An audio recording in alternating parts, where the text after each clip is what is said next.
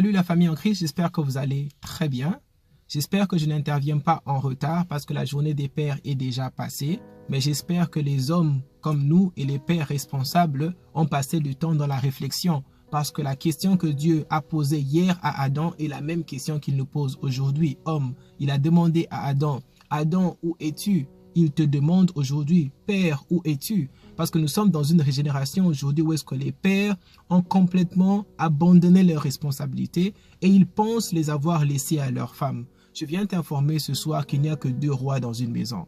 Soit l'homme prend le trône, soit c'est le serpent qui prend le trône.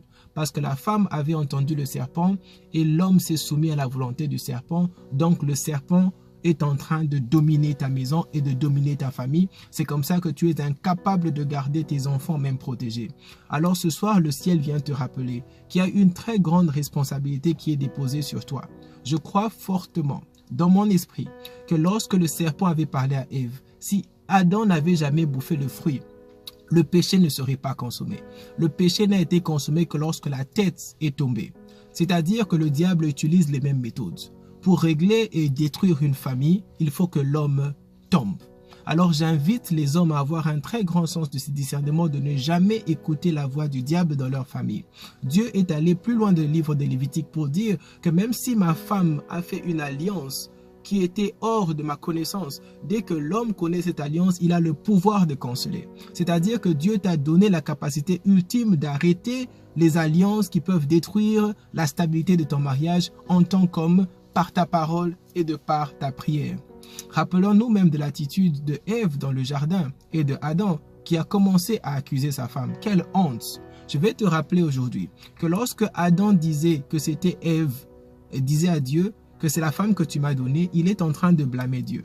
Mais lorsque tu recules dans l'histoire, tu te rends compte que Dieu avait donné des partenaires autres à Adam pour être des accompagnateurs à son travail et Adam n'était pas content. Alors Dieu l'a endormi et Dieu a pris une partie de lui dans son sommeil.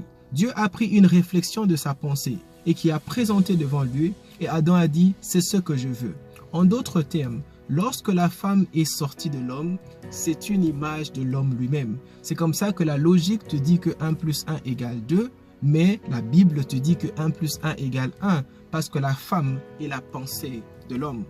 En d'autres termes, comme la pensée de l'homme tourne toujours vers le mal, la femme était attirée à entendre les voix maléfiques et à être capable de retourner dans l'homme et en fin de compte, la destruction est arrivée.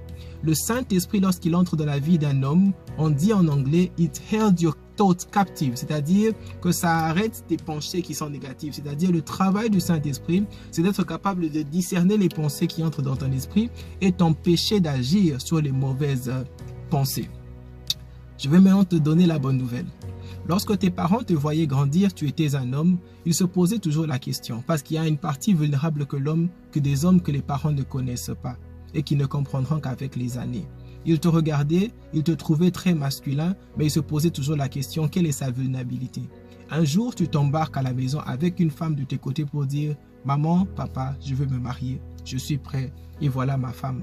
Si cette femme est habillée indécemment, elle a des habits qui ne sont pas respectables, tes parents sont tristes parce qu'ils se disent, voilà les pensées de notre enfant.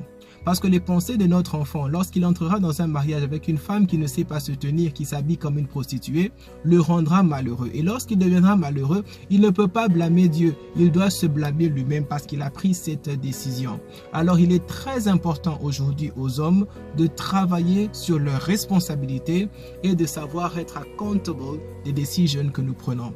Que le Saint-Esprit puisse nous aider dans notre génération à redevenir des papas. Si tu étais un père absent, qui avait quitté ta maison pour des raisons particulières, aujourd'hui le ciel te rappelle que tu as une responsabilité spirituelle à gouverner et à garder ta famille, à la protéger. Sinon, tu as un choix à faire. Soit tu es le père de cette famille, ou bien tu as donné la paternité de ta famille à Satan. Que le Seigneur te bénisse abondamment.